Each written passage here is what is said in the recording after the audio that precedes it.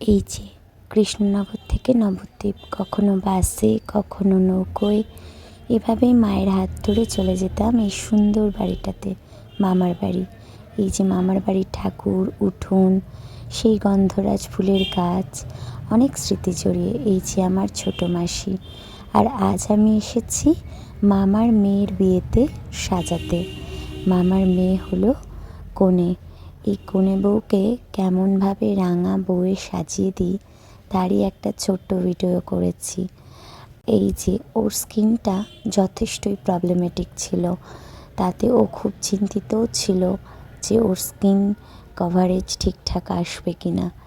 তো ও স্কিন নিয়ে খুব একটা বেশি প্রিপারেশন রাখেনি, তাই আমি আসার পরে স্কিন প্রিপেয়ার করে নিয়ে চলে গেছিলাম মেকআপে বসে দুই বোনে বেশ রকম গল্প করতে লেগে গেছিলাম।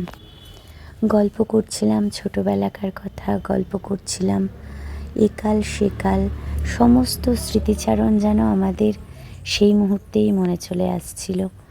সঙ্গে করে দিচ্ছিলাম ওর মেকআপটাও। ওর আইটাতে প্রচুর পরিমাণে ডার্ক সার্কেল থাকায় আমাকে যথেষ্ট কভারেজ দিতে হয়েছে। আমি ভাবলাম হয়তো বা ও ছোট্ট মেয়ে, সেরকম কিছু স্কিন প্রবলেম হয়তো থাকবে না, কিন্তু এখন তো ছোট বড় বয়সের কোনো ব্যাপার নেই, সবারই স্কিনে যথেষ্টই প্রবলেম হয়। আর এই যে খারাপ জল আর পলিউশনের কারণে আমাদের স্কিন কারোরই ভালো থাকে না। তার মধ্যেও আমাদেরকে করতে হয় যত্ন, জল পরিমাণ মতো খাওয়া, ফলের রস খাওয়া, প্রতিদিন নিয়মিত স্কিন কেয়ার করা, এগুলো আমাদের করেই যেতে হয়। এগুলো ঠিকমতো না হলে স্কিন প্রবলেমে ভুগতে হয়। আমি একজন মেকআপ আর্টিস্ট হওয়া সত্ত্বেও আমি নিজেও কিন্তু নিজের স্কিন কেয়ার ঠিকমতো করতে পারি না সময়ের অভাবে। তোমরা সবাই চেষ্টা করো নিজের স্কিনকে প্রতিদিন যত্নে রাখতে। আর এই দেখো, কথা বলতে বলতে বেশ কিছুটা মেকআপের কাজ এগিয়ে নিয়েছি। বেস মেকআপটা প্রায় ক্রিয়েট করে ফেলেছি।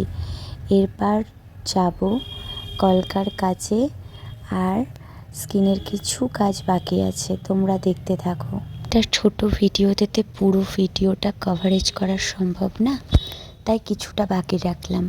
কলকা আর শাড়ি ড্রাপিং দিয়ে ফুল লুক নিয়ে পরের ভিডিওতে আবার আসবো। আর তোমরা ততক্ষণ খুব ভালো থেকো। দেখা হচ্ছে পরের ভিডিও।